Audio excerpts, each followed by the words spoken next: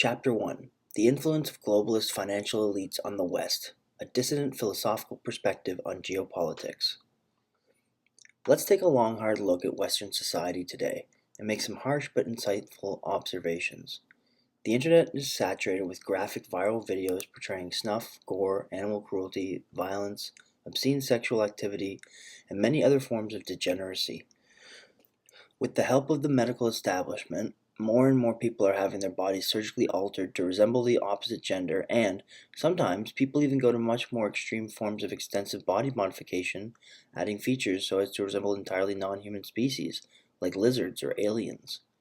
Much more commonly, people are mutilating their own bodies, marring their skin with ugly tattoos and abnormal piercings, which are becoming more ridiculous all the time. We also have many people deliberately inflicting harm upon themselves on a regular basis through explicit means like repeatedly slashing themselves with razor blades. Even more commonly still, there are many much more tacit manifestations of this self-mutilating behavior, which it would nowadays be politically incorrect to even refer to as self-harm, like the habitual overeating of unhealthy food, binge drinking, gambling, smoking, and recreational drug use, and etc. Ordinary people are becoming less attractive to each other in all kinds of different ways. Morbid obesity is well on its way to becoming a social norm, and fat acceptance is made out to be high-minded. Mass consumption of addictive things like drugs and porn is more or less taken for granted nowadays, and they are proliferating in kind to become more and more potent. There are always new varieties of drugs and pornography. Paraphilic tendencies like homosexuality, pedophilia, transgenderism, and etc. are all being emphasized, promoted, normalized, and even glorified. Let me state as dispassionately as possible: widespread acceptance of an 8-year-old kid doing drag is an obvious indicator that the West has become a cultural sewer, and that we are doomed to collapse on our current trajectory. Someday people will talk about the vast sexual abuse of children that we tolerate today the way that someone would speak of the degeneracy that became commonplace in ancient Greece and Rome. While it's still surreal and often easy to scoff at, internet rags pushing viral videos through social media which espouse the idea of pedophiles are just like anyone else, and it's just another kind of sexual orientation is another very obvious turning point. While I don't support the conflation of forced and unforced sexual interaction between children and adults, sexualization of children and pederasty in particular are ostensibly cultural cannibalism, statistically ensuring that the children who suffer this fate go on to propagate the same behavior, and it only stands to reason that this will compound over generations.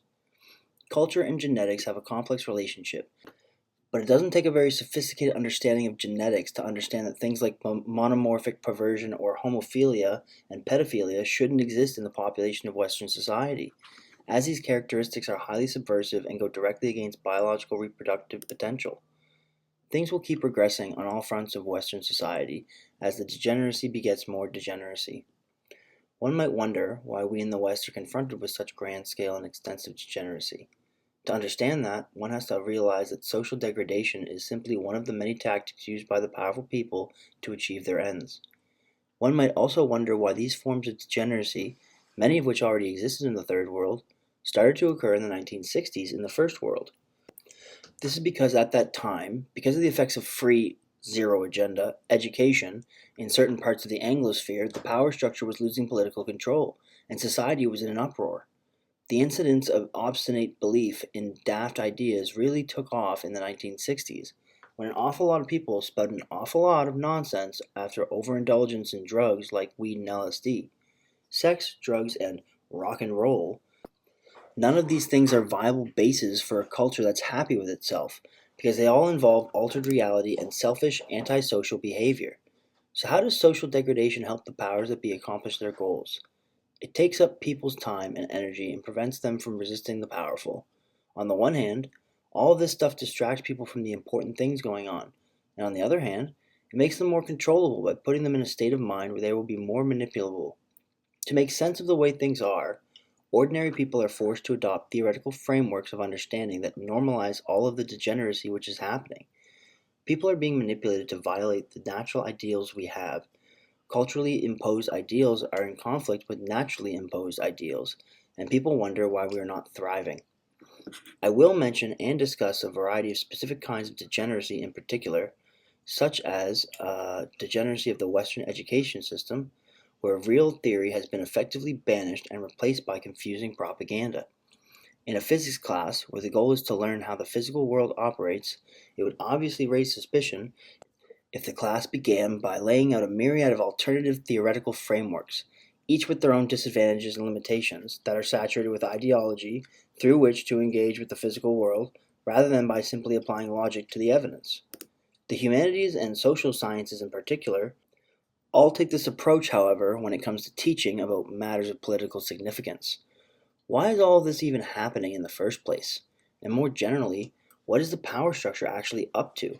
To investigate this matter, we must first acknowledge that the present status of society in the West, just as in the case in the rest of the developed world, is not accidental. It is the result of deliberate exploitation and aggressively greedy methodological policies imposed by the world's financial elites through their control of the education system, the media, organized religion, and our natural resources, etc. We live on a planet which has the capacity to provide us with more than enough food, water, property, and supplies to meet all our needs and ensure we live without scarcity. So why is it that all of the money, which they control, is resulting in artificial scarcity?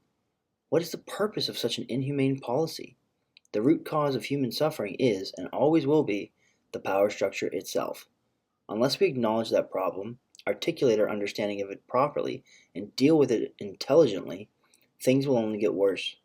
The major capitalists who have constituted the power structure since the feudal age are intent on controlling the entire world, not just parts of it.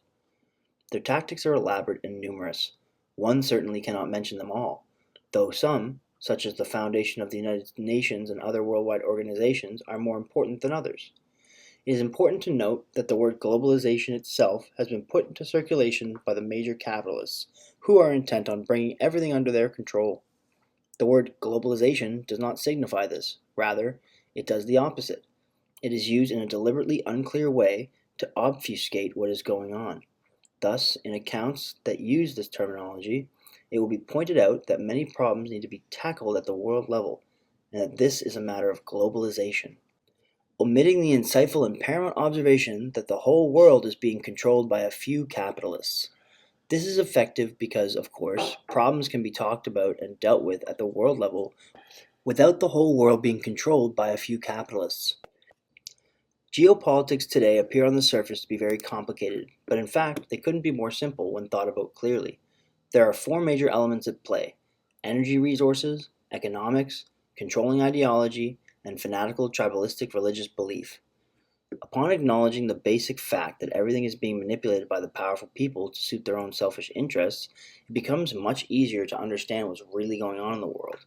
And once this has been accepted, all of the misleading propaganda and misinformation being perpetuated becomes far less credible.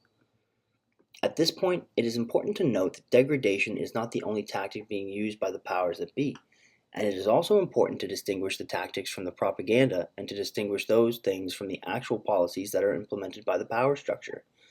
Another tactic being used is the division of labor.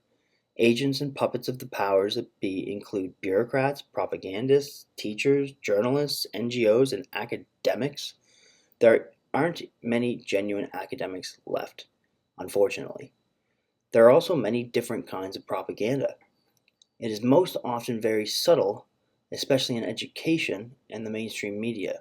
A high proportion of it is divisive, like identity politics, because divide and rule is the key tactic of power structure. However, sometimes, under the circumstances when it is useful to the power structure for it to be so, propaganda can be unifying, like wartime propaganda. Education, if it were truly academic, would teach people immersed with the propaganda to be able to see through it. But in reality, it does the opposite, because it is an extension of the power structure. There are well thought out policies on everything, in the sense that they suit the interests of the power structure, but these do not take into account the sensibilities of genuine social anthropology. In the US, for example, they use the Supreme Court system so that politicians don't actually have to or can't implement the policies which they promised to in campaigning. Donald Trump is openly pro-life, but he can't make the US adopt a pro-life policy. The term collapse should perhaps be avoided when talking about the future of the West in general. The power structure itself is not seriously threatened, and it has plenty of scope to change the course if anything as drastic as the civilizational collapse is on the horizon. The notions of Western civilization and Westernization are compatible with a great deal of change because a great deal of change has already occurred in the West, but we still speak of the West. There can be a great deal of degeneracy, immorality, etc., of various kinds without collapse occurring, which is another lesson of history. To correct these things, people need to develop a sober understanding of the actual policies being applied by the power structure, their effects, and the problems that they are creating for people in general, and for the power structure itself. It is fairly easy to see that there is a power group of major finance capitalists aiming to take control of the whole world, that they already have control of Western and many other countries. We may also notice that they are running into difficulties with a few countries, ones which resist their empire, like Russia, China, the Middle East, and etc., leading to a rethinking of their approach. Social theorists, political analysts, and historians who are brave enough to attempt to be objective in taking into consideration the notable Jewish element of the powers that be, e.g., the crypto-Zionism of the neocons and the American deep state, often present many facts concerning Jewish influence and reactions to it, but sadly only end up obfuscating what was and is actually going on, sometimes even producing anti-Semitic narratives. Major Jewish capitalists have always used Jewish identity to get other Jews to act on their behalf, and this is why enemies of Jewish cognitive elites who deploy Zionist ideology in Jewish society have always acted against Jews in general, not just the individual Jews who were responsible throughout all of history. During the feudal age, the attitude towards territory was the same as what the attitude of capitalists is towards capital today. But eventually, the highly influential Rothschild bank family, who support Zionism, came to the realization that the annoying residual geopolitical tensions from the feudal age that exist between nations didn't have to be taken for granted, if nations could be subverted and or dissolved. It is a complex situation. On the one hand, one should not tar every Jew with the same brush, but on the other hand, one should not overlook the role of Jewish identity in the schemes of major Jewish capitalists. The global ambitions of the major capitalists in the world today involve a pathological obsession with maximization of power and wealth, and they ultimately want to dominate the entire free world at any cost. To best understand how they are covertly yet effectively accomplishing these goals, one needs to take into account the dominance of Jewish capitalists in particular, who use Jewish identity as a tool and trace the tactics that they use, noting the obstacles which have emerged and the responses to them. The paradigm case of a bigoted/racist statement is the X are Y, where X is an identifiable minority and Y is an undesirable trait. This is bigoted because of the generalization. It is unfair and therefore racist to label all members of an identifiable group in that way. The bad arguments, commonly cited by the Zionist elites, who actually benefit from pushing an anti-Semitic narrative as it unifies their collective, all take the form that some unidentified group of Jewish people who are plotting in secret are controlling the government. They are not wrong to say that these are bigoted in the ordinary sense of the term, as these arguments potentially refer to any Jewish person, and thus unfairly connects membership in an identified group with the allegation which is negative and possibly harmful. However, there are well-founded arguments like those of Professors Stephen M. Walt and John J. Mearsheimer, who wrote the book The Israel Lobby and U.S. Foreign Policy, which don't make that mistake because they clearly identify the culprits. The fact that most of the culprits are Jewish happens to be connected to their motive. It is unfortunate for the wider Jewish community that the power group with such an attitude exists amongst a segment of the American Jewish community, but it does, and they have to deal with it. Identifying the specific culprits make it logically impossible for the argument to be bigoted. In fact, these good arguments imply that the wider American Jewish community is not responsible for the actions of the identified few, making them both sensible and epistemically responsible. The fact that those who are identified in the good arguments against Zionism are either rich or work for organizations funded by the rich is simply a function of power. The rich have the means to fund the Zionist plans and to deploy the Zionist ideology, which they use to manipulate their own people, both in Israel and abroad. The fact that obsession with the acquisition of wealth is also a feature of traditional anti-Semitism is just an unfortunate coincidence, something, again, that the wider Jewish community is going to have to deal with. Since the 19th century, Western countries have been controlled by lining people up into different political camps by means of elections, and to make the elections seem meaningful, it is necessary to line people up behind rival politicians, who in fact are all agents of the major globalist capitalists. To accomplish this requires the creation of a great deal of misleading propaganda and polarization of opinion. Thus, some people will be pro-welfare, pro-abortion, etc., and some people will be anti-welfare, anti-abortion, etc. But this only lines people up behind politicians who are agents and puppets of the elite members of the power structure, who have their own strategically considered policies on these issues, which they will require the politicians to implement. In the states over which they exercise control, they will want a welfare system to prevent their victims from becoming violent, and under current conditions, they will want a moderate abortion policy, because either extreme would create unrest, and so on. It is very important to distinguish the actual policies of the power structure from the elaborate and thoroughly misleading rhetoric of politicians and the media. In a discussion of globalization, it makes sense to focus on the actual policies of the power structure, rather than the propaganda that is generated, though the role of propaganda still needs to be taken into account. The state-run education system in the West is completely hijacked by the powers that be, so as to deploy and maintain the George Soros narrative, and it is especially fair to say this when you consider all the money Soros pours into these universities around the world, directly or indirectly, as well as events like pride parades and women's marches and political activist groups like Black Lives Matter. Identity politics are used as a tool to lower the quality of education.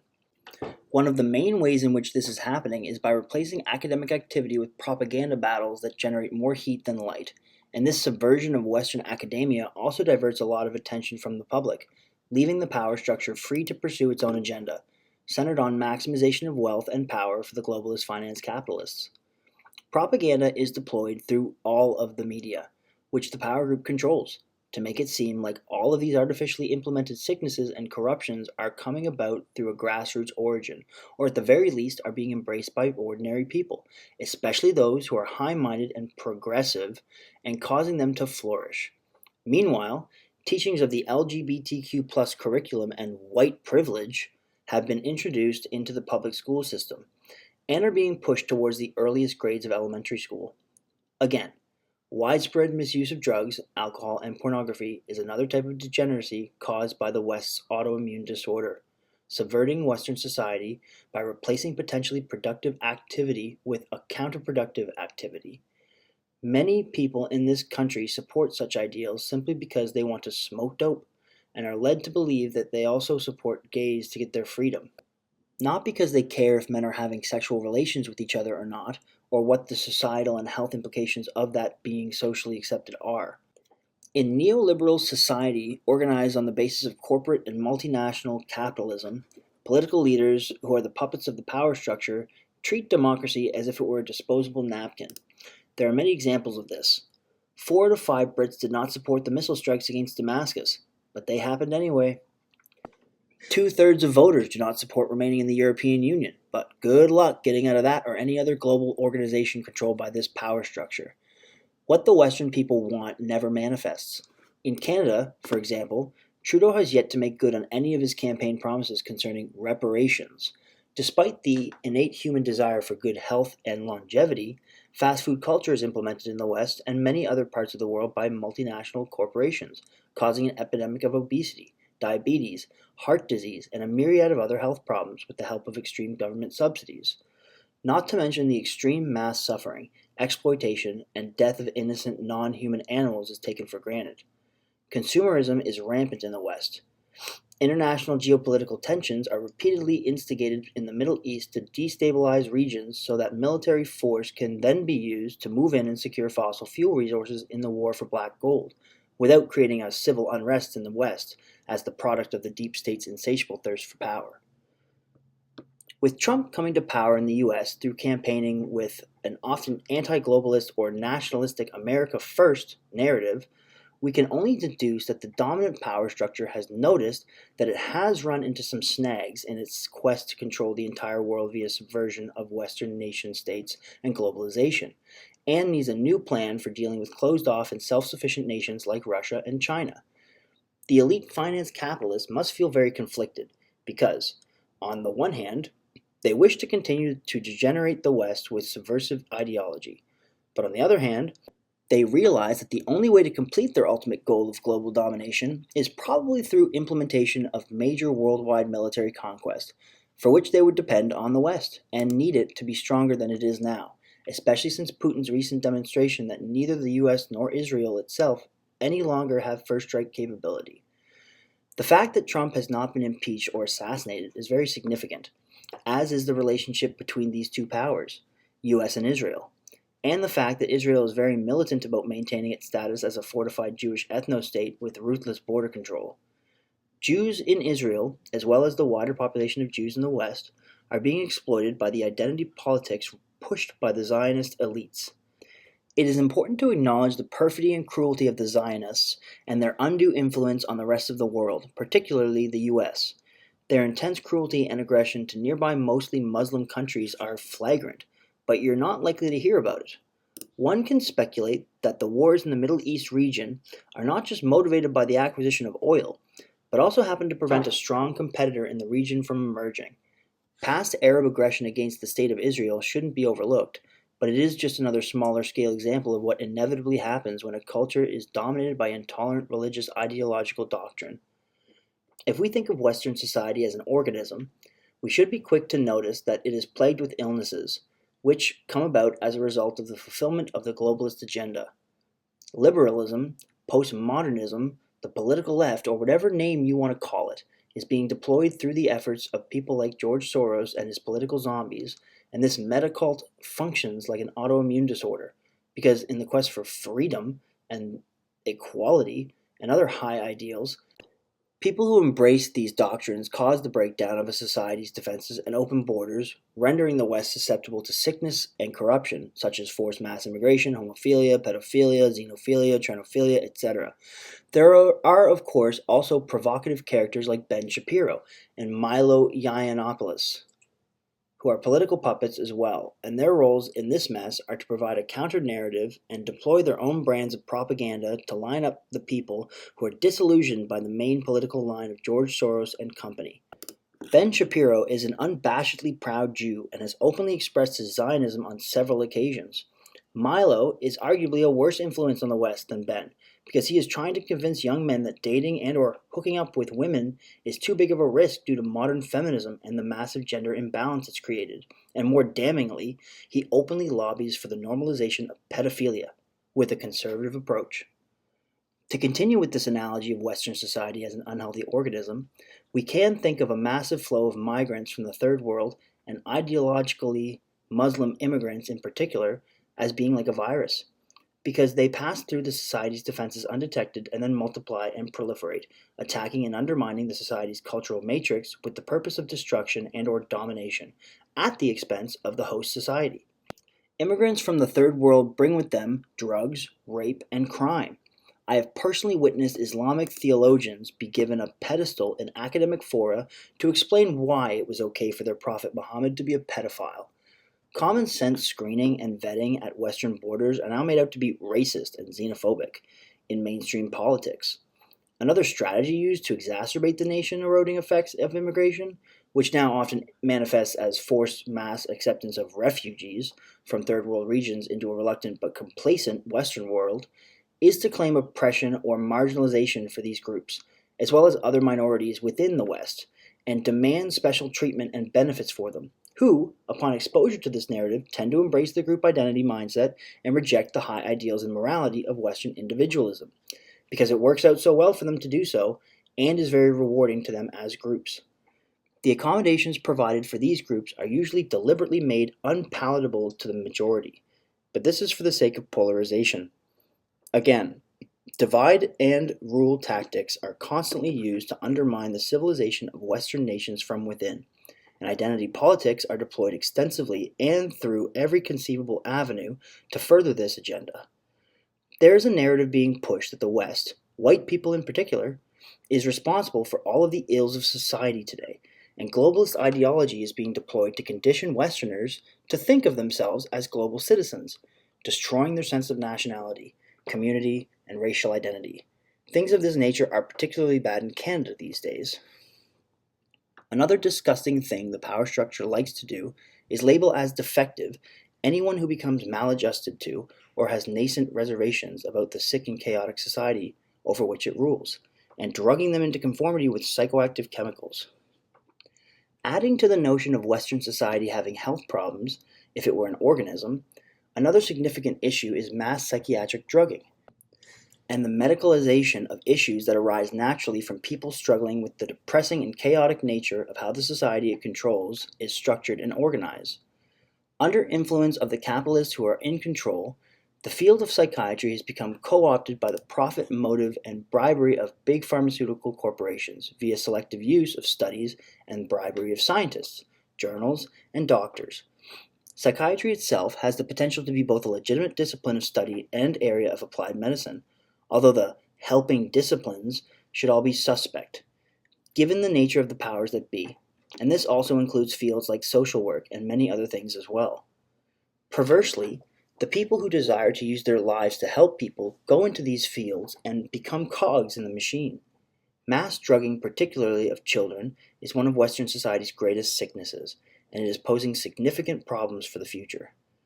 This process is an extraordinarily effective way of suppressing genuine social discontent, as well as characteristics like heightened awareness. More people take antidepressants and other such medications now than ever before. By labeling everyone who is unhappy with the current system as defective or mentally ill, as opposed to blaming and criticizing the system which is producing that discontent, and then giving them pills that prevent them from ever thinking clearly and developing normal brain functions, it is ensured that no matter how sick Western society gets, it will always be able to scrape by in a way that gets progressively more dismal. Examples of how this works include mass consumption of Ritalin occurring rather than improvement of the learning environment, as well as things like giving a divorcee antidepressants instead of showing him or her how to form satisfying relationships. One should note the rhetorical function of the word depression, which has almost entirely displaced the word unhappiness from modern life.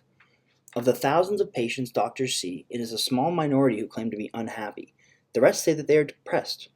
This change in language is important, as it implies that the lack of satisfaction with life is itself a pathology, a medical condition, which it is the responsibility of the doctor, who is an agent of the healthcare system which is controlled by the pharmaceutical industry, to alleviate by medical means.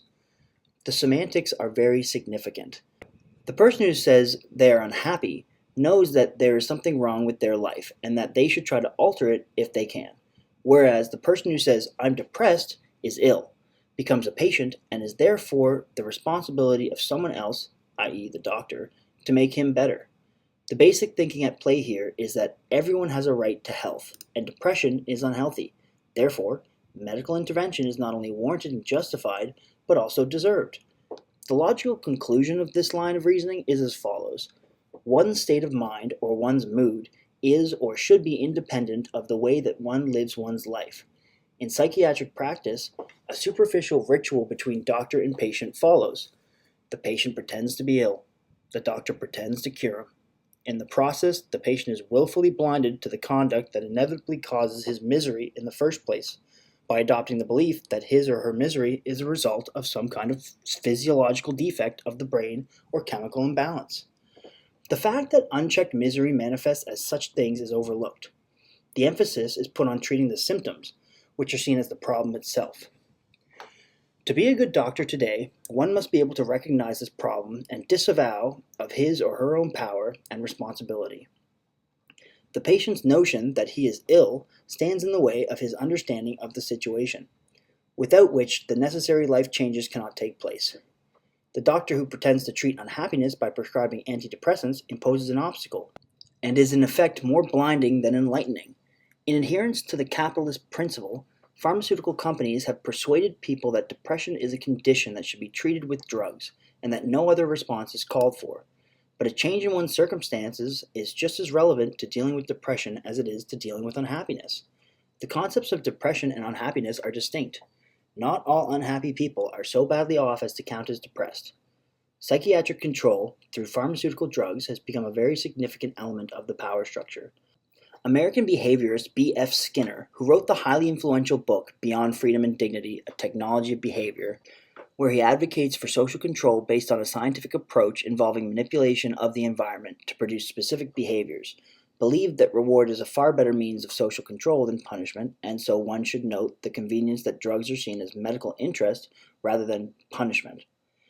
And finally, to complete the analogy of Western society being like a diseased organism, we can see that homosexuals and the rest of the LGBTQ plus community are like a form of cancer, because without the immune system functioning properly, they will not be controlled and will spread their dysfunction to the weakest elements of society.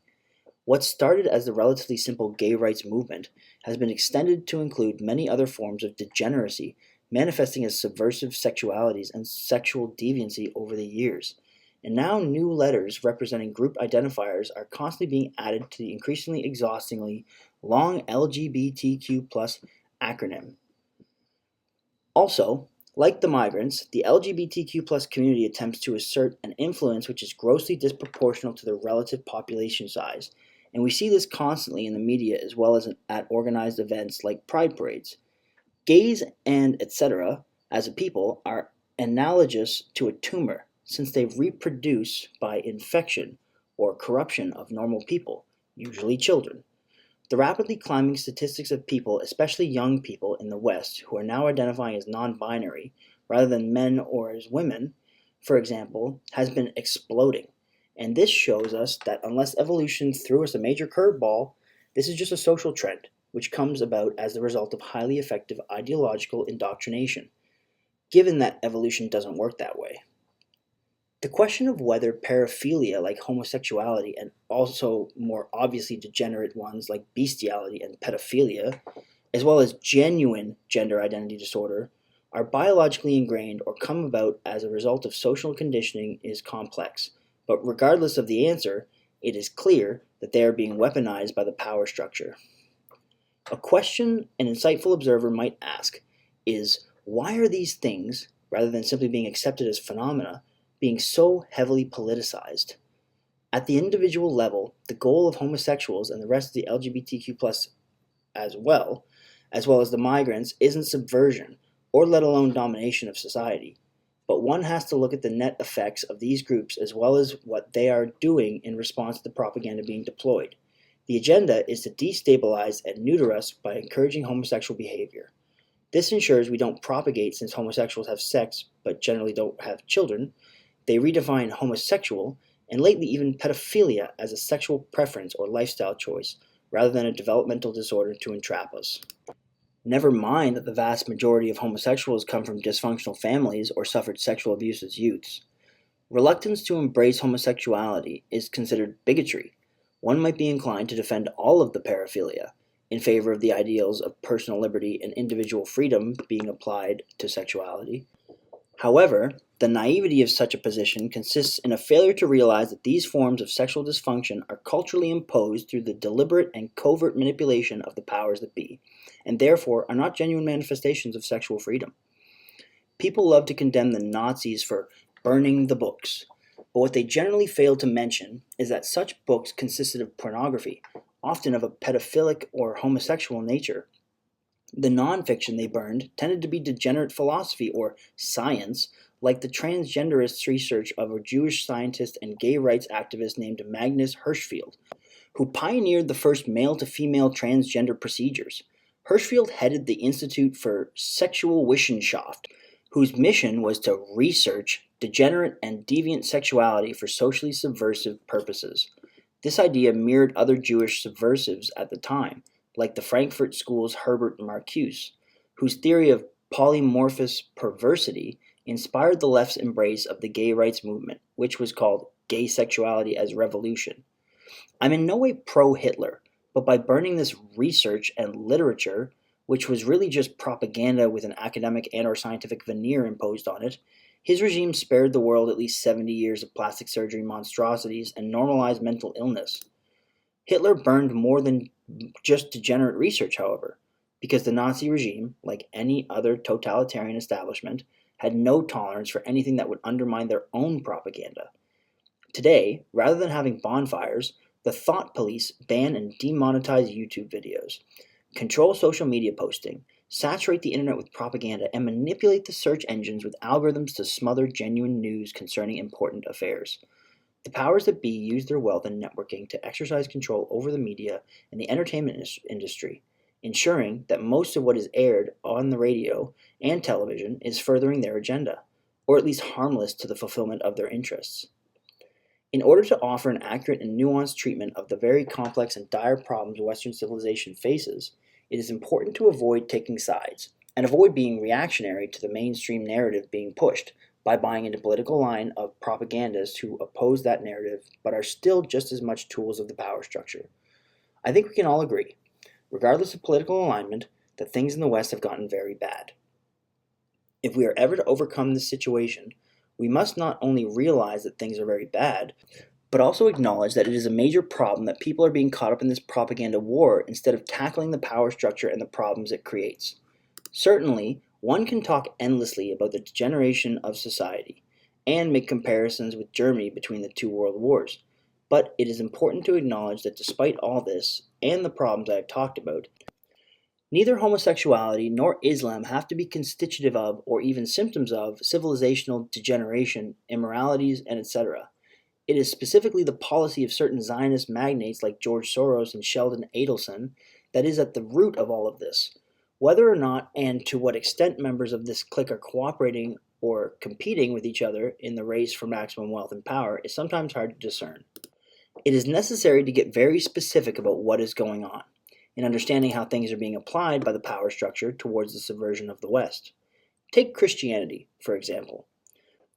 What was taught and done here in Canada during the time frame of the denominational school system in the name of Christianity meant that Canada would remain a resource base and be complacent on a global scale, and etc. The citizens who had access to education were provided with a bare minimum to be able to succeed in simple industrial jobs like factory labor, but a Christian culture doesn't have to be like that by default. Like any ideology used by the power structure, the Christian ideology deployed here was carefully constructed and delivered so as to achieve a particular outcome. And even though it's been over half a century, we can still observe the effects of the way it was configured in Canada during the time of the denominational school system.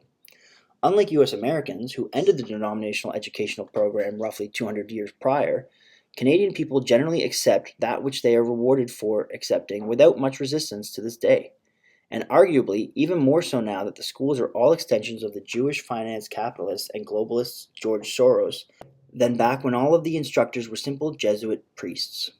It is important to note that a government could still have an education system in which Christian ideology had a role, but one carefully conceived to be highly compatible with educational excellence. We can look to examples of institutionalization of Christian paradigms like deism and Calvinism for examples of how this goal was accomplished in other parts of the world, like Britain and Scotland. According to deism, God simply initiates the creation of the universe and then becomes completely inactive. So under deism, scientists would have free rein to explore the mechanics of the universe, unlike in the historical context of other more oppressive and mainstream manifestations of Christianity, like Roman Catholicism, a regime which is known for persecuting and killing many scientists. The central doctrine of Calvinism, which makes it compatible with meritocracy, is the doctrine that God favors the rich and successful. And this is also why, until fairly recently, people living in regions in which there is or was a Calvinist influence tended to work every day, including holidays. It's a wonder that the finance capitalists didn't exploit this feature and choose other forms of Christianity which are less compatible with the capitalist society, but this can probably be explained by the fact that dominant Zionist power structure didn't want that to happen. After all, the dominant ideology has always been the ideology of the dominant. Before I go any further, let me make something very clear. Fundamentalist Islam is a barbaric, misogynist, mutilatory, violent, coercively illiberal, and anti-democratic religion. Like most Westerners, I'd be glad to see it decline and one day disappear. However, like Christianity, Islam in general doesn't have to be such a great problem for the West. Objectionable, though, it is as an ideology. The main problems are that there is propaganda in place sustaining welfare in Islamic countries that creates waves of migrants, and that there is an additional propaganda that promotes acceptance of this situation in the West, especially with all of the social disruption that follows. Islamophobia has a specialized role, In Israel in particular, where it is weaponized and used as a strategic tool to legitimize and justify the ethnic cleansing of Palestinians in the territories under Israel's control, as well as to support Israeli aggression towards other mostly Muslim countries in the region, furthering their genocidal Zionist project. If the globalist financial elites were actually benevolent, then it would follow that Western society would be organized very differently, and the Muslim world would also be much better off, as would be the rest of the world.